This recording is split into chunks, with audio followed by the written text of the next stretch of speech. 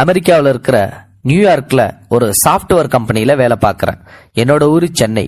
இன்னைக்கு நான் லீவு கேட்டுட்டு சென்னைக்கு புறப்பட்டுக்கிட்டு இருக்கேன்.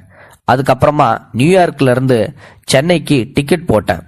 New York to Abu Dhabi, Abu Dhabi to Chennai connecting flight தான். இப்போ ஃப்ளைட்டு 4 மணி நேரம் லேட்டாக வருது. அதுக்கப்புறம் ஒரு வழியா 15 மணி நேரம் பயணம் செஞ்சு அபுதாபி வந்து இறங்கினேன். அடுத்த விமானம் 45 நிமிஷத்துல. அதுக்கப்புறம் இந்தியாவுக்கு நேரா. தண்ணி கூட வாங்கல, கடகடன்னு போர்டிங் அடைஞ்சேன். விமானத்துல ஏறி ஜன்னல் சீட்டுக்கு பக்கத்திலேயே மெல்ல அந்த காத்து வீச அனுபவிச்சுக்கிட்டு கையில இருந்த ஆங்கில நாவலான ஐபேட்டோட உக்காந்து இருந்தேன்.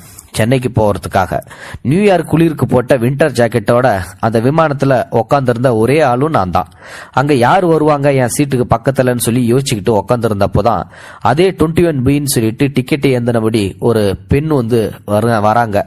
நல்ல கரிய பெரிய உருவம், ஸ்டிக்கர் போட்டு லட்சுமி டாலர் வரைய கழுத்துல போட்டிருந்தாங்க. வெள்ளந்தியா சிரிச்சுக்கிட்டு பக்கத்துல வந்து வேற சிட்டுன்னு சொல்லி கொஞ்சம் உடஞ்ச ஆங்கிலத்தோட கேட்டுக்கிட்டு வந்துகிட்டு இருந்தாங்க. பார்த்தாலே தெரிஞ்சிச்சு தமிழ்நாட்டு பொண்ணுன்னு சொல்லிட்டு. அப்போதான் சென்னையில வந்து நிறைய கேரள மக்கள் வர்றது உண்டு சென்னை ஃபிளைட்ல.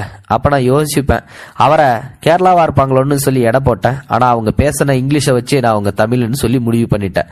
மிகையான தங்க நகை, பொருந்தாத புது புது ஸ்வெட்டர், யாரோ கடன் வாங்கி தான் கொடுத்துருக்கணும்னு சொல்லி நினைச்சேன். ஏர் ஹோஸ்ட் கிட்ட தண்ணி கேட்டேன். இந்த பொண்ணு தாங்கிட்ட இருந்த பழ ஜூஸை எடுத்து நீட்டினாங்க. ட்ரிங்க்னு சொல்லி சொன்னாங்க ரொம்ப நட்போட. தமிழான்னு சொல்லி கேட்டேன். அவ்வளவுதான். அப்போ அந்த பொண்ணு, நீங்க தமிழா? நான் ட்ரெஸ் தோரணை எல்லாம் பார்த்து வேற ஊர் காரவுகன்னு நினைச்சேன். இங்கே வேலை பார்க்குறீங்களோ? ஆமாங்க. நீங்க? நானும் தான். எங்க இருந்து வரீங்க? அமெரிக்காவில இருந்து வரேன். சாஃப்ட்வேருங்களோ?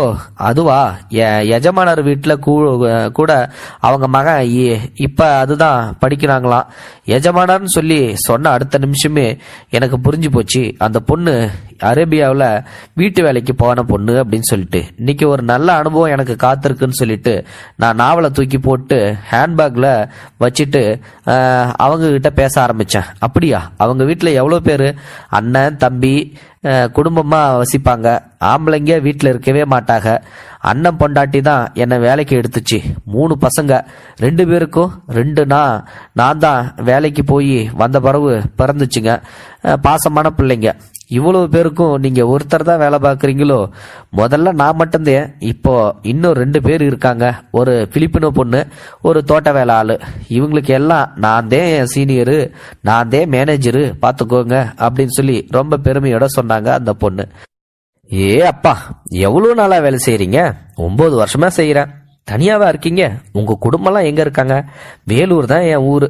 ஒரே புள்ள எனக்கு புருஷனும் சரியில்லாத புருஷன். வேற வழி இல்லைன்னு என் பிள்ளைய எங்க அண்ணன் வீட்டுல தான் வந்து விட்டு வளர்றான். அவன் அண்ணனுக்கு நிறைய கடன் வேற இருக்குது. சரின்னு 35 வயசுலயே நான் அரேபியாவுக்கு கிளம்பிட்டேன். ஓடிட்டு 9 வருஷம் ஓடிச்சு. புள்ள அடுத்த வருஷம் 12ஆவது வகுப்பு போறான். பேகங்கிட்ட அதான் என் முதலாளி பொண்டாட்டி அவங்க கிட்ட இந்தியாவுக்கே என்னை அனுப்பிடுங்கன்னு சொல்லி கேட்டேன். அதுவும் புள்ள வேற படிக்க மாட்டேன்றாங்கன்னு சொல்லி சொன்னப்போதான், நீ வேணா போயிட்டு திருப்பி வந்துருன்னு சொல்லி சொன்னாங்க. அவங்களுக்கு நான் இல்லாம முடியாது. அவங்க பிள்ளைங்க என் பிள்ளைங்க மாதிரி தான். நான் 2 மாசம் ஊருக்கு போனாலே அழுதுப்படுவாங்க. ஃபோன் போடுங்க வேலூருக்கு. நம்ம பையனுக்கும் இந்த இதுகளுக்கும் இடையிலெல்லாம் மாட்டிக்கிட்டேன் பார்த்துக்கோங்க. இப்போவும் 2 மாசம் லீவ்ல தான் போறேன். அப்போதான் என்ன அமுச்சு விட்றேன்னு சொல்லி சொன்னாங்க. போய் பிள்ளைய எங்கேயாச்சும் டியூஷன் சென்டர்ல பார்த்து சேர்த்து விடணும். அண்ணன் படிக்கல, அண்ணி இவங்க கிட்ட அன்பாவே இருக்காது. ஏதோ சோறாவது போடுறலன்னு சொல்லி நானும் நினைச்சுக்குவேன். எனக்கு கஷ்டமா இருந்துச்சு. தான் பிள்ளைய விட்டுட்டு இளமைய தொலைச்சு வேற நாட்டுல தாயா வேலையா இருக்கிறாளே இந்த பொண்ணு அப்படின்னு சொல்லிட்டு ரொம்ப இயல்பாகவே இருந்துச்சு.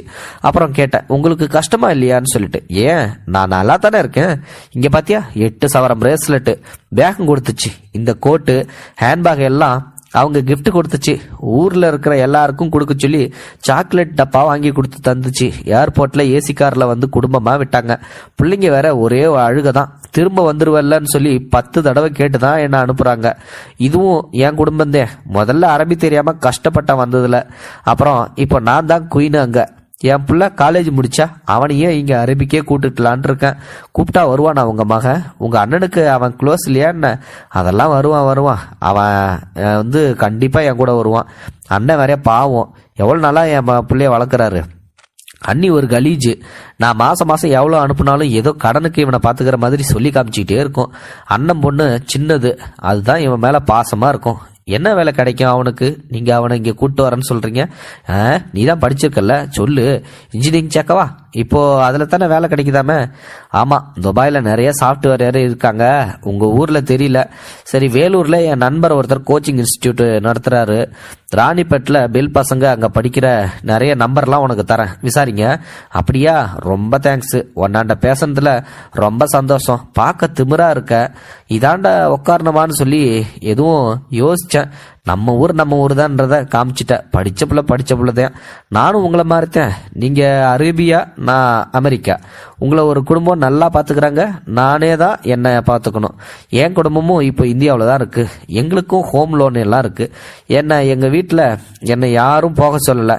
நான் 3 மாசத்துல ரிட்டர்ன் ஆகிறேன். ப்ராஜெக்ட் முடிஞ்சு அவ்வளோதான் வித்தியாசம். அப்போ நீ அமெரிக்கா வேலைக்காரி, நான் அரேபியா வேலைக்காரி அப்படின்னு சொல்லிட்டு 2 பேரும் சந்தோஷமா சிரிச்சாங்க. சேர்ந்து ஏதோ காமெடி வீடியோ பார்த்தபடி சென்னையும் வந்துட்டாங்க. உங்க வீட்டில் வந்துருவாங்களா? நான் வேணா வெயிட் பண்ணட்டா? என் அண்ணன் வேலூர்ல இருந்து நேத்தே வந்துட்டாங்க. I miss you. கண்ணீர் வந்தது அவருக்கு. மீட்டு அக்கா, இந்தாங்க நம்பர். ஒரு தைரியமான புத்திசாலி பெண்ணை சந்திச்சதோட மனநிறைவு. இமிகிரேஷன் வர பிரியா விடை கொடுத்தார். ஆயிற்று, 5 வருஷம் முடிஞ்சிச்சு. மகன் படித்து இன்னைக்கு அரேபியா போயிருந்திருக்கலாம்னு நினைக்கிறேன். அல்லது இவர் இந்தியா திரும்பி இருக்கலாம். இல்லை, கோரை பார்த்து என்னை தொடர்பு கொள்ளி இருந்திருக்கலாம்.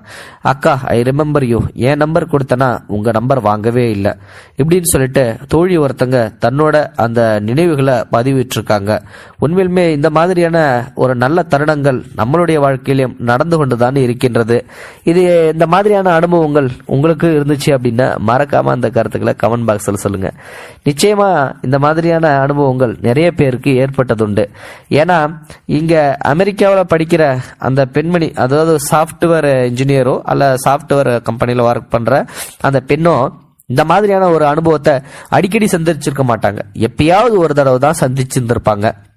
இப்போ அவங்க நிச்சயமா அவங்க பையனை ஒரு நல்லபடியா படிக்க வச்சு அரேபியாவுக்கு கூட்டிட்டு போயிருப்பாங்க அப்படின்னு சொல்லி நினைச்சிருந்திருப்பாங்க. கண்டிப்பா அதுதான் நடந்தும் இருக்கும். அவங்களுடைய அந்த குடும்பம் சந்தோஷமா வாழணும் அப்படின்னு சொல்லிட்டு தான் இவங்க அந்த நினைவை ஒரு ரிமெம்பரா தன்னுடைய ஃபேஸ்புக் பக்கத்துல போட்டிருக்காங்க. இது உண்மையிலுமே நெகிழ்ச்சியான தருணம் தான். இந்த மாதிரி உங்களுக்கும் ஏதாவது ஒரு அனுபவம் வாழ்க்கையில ஏற்பட்டிருக்கலாம். நீங்க ஃபிளைட்ல தான் போகணும்னு இல்லை, பஸ்லயோ அல்லது ட்ரெயின்லயோ போகும்போது யதார்த்தமான இந்த மாதிரியான ஒரு சந்திப்பை நீங்க சந்திச்சிருந்திருப்பீங்க. அப்படி நீங்க சந்திச்சிருந்தீங்க அப்படின்னா மறக்காம அதை கமெண்ட் பாக்ஸ்ல சொல்லுங்க. தேங்க்யூ ஃபார் வாட்சிங்.